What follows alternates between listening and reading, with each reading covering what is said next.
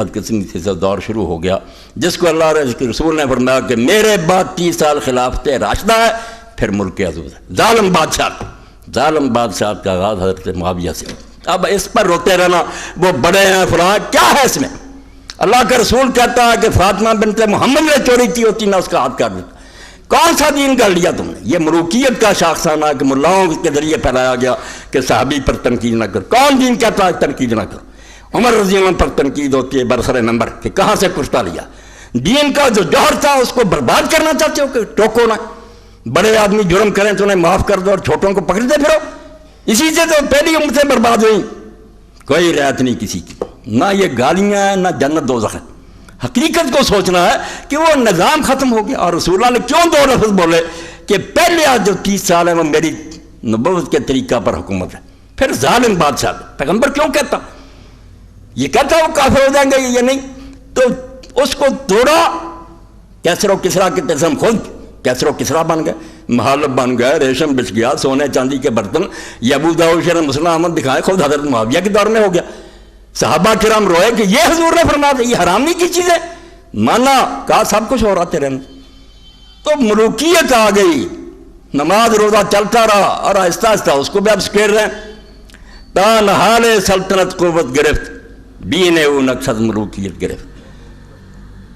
وہ کہہ رہے ہیں جمال الدین افغانی کہ روسیوں تم مسلمانوں کو دیکھ کر دین سے نہ بدن ہونا، ہم خود کہتے ہیں کہ جب حکومت کا پودا مضبوط ہوا، جب مسلمانوں کی حکومت پھیل گئی، بیڑا غرق ہو گیا کہ حکومت کا دائرہ وسیع ہو گیا، دین او نقصد ملوکیت گرفت، مگر رنگ روغن جو تھا وہ ملوکیت کا اختیار کی۔ اور یہی ایک جرمنی عالم نے کہا استنبول میں کہ حضرت معاویہ کی تصویر کہاں ملتی ہے؟ کافر نے۔ انہوں نے کہا کیا دلچسپی؟ کہنے لگے ان کے مجسمے بنا کر سویڈن میں، ناروے میں، بیلجیم میں، انگلینڈ میں، ہر ملک میں ہم اپنے چوکوں میں لگائیں گے، اس کا تو احسان ہی بڑا ہم پر۔ تو اہل حدیث عالم نے کہا علامہ رشید کیا احسان؟ اس نے کہا اگر ابو بکر عمر کا زمانہ دیکھ لیتے لوگ، یہاں سب اسلام کے جھنڈے ہوتے، یہ ملک بچتے ہی نہ، عیسائیوں کے نہ رہتے ہی۔ مگر جب انہوں نے دیکھا کہ صرف نام بدلتے ہیں یہ لوگ، نظام تو وہی ہے، کچھ امیر ہیں محلوں میں رہ رہے ہیں، کچھ غریب ہیں دھکے کھا رہے ہیں، کیا فائدہ ہے اس کو قبول کرنے کا؟ یہ ملک بچ گئے۔ خدا کے لیے دین کو دین سمجھنے کی کوشش کریں۔ اور 4-5 عالم اس دور کے جنہوں نے روئے کہ دین سمجھو یار، اس کو پھیلانے کی کوشش کرو۔ دین حجروں میں پڑھنے کی باتیں ہیں کہ جامعہ سلفیہ بند ہے اور یہ فلاں بند ہے، بس مولوی تیار کر دو مسجدوں میں بیٹھ جائیں۔ یہ حکومت کرنے کے لیے آیا، صرف ممبروں پر نہ بیان ہو، عدالت میں ججوں کے سامنے قرآن و سنت پڑھا، اور ایک فیصلہ بھی اس کے خلاف نہ ہو سکے۔ پارلیمنٹ کوئی قانون منظور نہ کرے، صدر مملکت کی مجال نہیں کہ وہ آرڈیننس جاری کرے، وہ خدا حکومت کرے۔ 4-5 عالم، میں حوالہ دوں گا اگرچہ وہ ماتے ہوئے، بدقسمتی کہ یہ ملا جو ملوکیت کے ایجنٹ ہیں نا، انہوں نے ان کو بدنام کیا۔ اس دور میں صرف 4-5 کام کے بندے پیدا ہوئے ہیں جنہوں نے لوگوں کو جگایا، اور جہاں جہاں کوئی تبدیلی آ رہی ہے یا اب کوئی دین کے لیے جان دے رہا، ان کا ہی پروردہ، ان کے زیر اثر ہے۔ سید ابو الاعلیٰ مودودی ہیں، ابھی بچہ سنا رہا تھا کہ ایک عالم دین نے ان کو کہا، میں نے کہا آپ نے بتایا تھا کہ خلافت ملوکیت میں صحابہ کو بہت برا کہا گیا ہے، میں نے آپ سے کیا کر منگوائی ہے؟ یہ بچہ بالکل بے خبر تھا، لا کر دی پڑھی، یہ لے گیا سرخ پینسل کہ مولانا پڑھو اور بتاؤ اس میں کیا خرابی۔ کہنے لگے نہیں، ہم سے تو مولانا خان صاحب نے قسم لے لی تھی قرآن پر کہ مودودی کوئی کتاب نہیں پڑھنی۔ بتاؤ جو کتاب پڑھتے ہی نہیں، ان ظالموں کو کیا حق ہے فیصلے کرنے کا کہ توہین کی گئی؟ ہے غضب خدا کا کہ پڑھنا ہی نہیں اور اپنی طرف سے فیصلے سنانے۔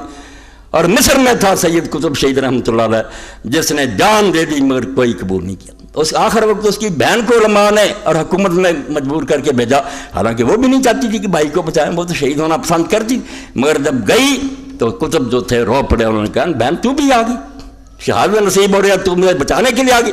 اس نے بھائی کہا اگر لوگ مجبور نہ کرتے میں نہ آتا۔ اس بندے کو بدنام کر رہے ہیں، جاؤ اس کی اعلیٰ عدالت الاجتماعیہ پھر اسلام پڑھو، تمہیں پتہ لگے کہ اسلام کیا تھا اور کیا بن گیا۔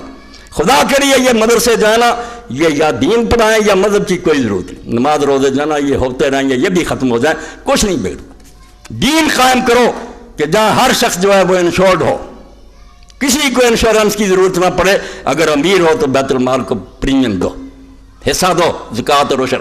غریب ہو جاؤ گے تمہیں کیا فکر کہ کل کیا بنے گا، تمہارے قرضے بیت المال اتارے گا، تمہاری بچیاں پڑھائے گا، کیا اسلامی حکومت میں کسی کو پریشان ہونے کی بات؟ اس کو قائم کرو۔ خدا کے بندو، دین سید قطب اور پھر تھے علامہ اقبال رحمۃ اللہ علیہ، 3-4 بندے جنہوں نے دین کو دین کی حیثیت سے پیش کیا، ورنہ ہم پڑھ رہے ہیں انگریز آ گئے، دوسرے آ گئے، نمازیں پڑھو، تبلیغیں کرو، کسی کے ذہن میں وہ بات نہیں کہ یہ مذہب ہے۔ دین کے تصور سے خالی ہو کر تو مذہب کی باتیں کرتے، پوجا پاٹ کی، کہ چند اخلاقیات اپنا رہو، پوجا پاٹ کرو۔ لعنت ہے جو ایسے مذہب پر دین ان کو مٹانے کے لیے آیا، وہ دین نافذ کرنا چاہتا جس میں ہر شعبہ زندگی خدا کے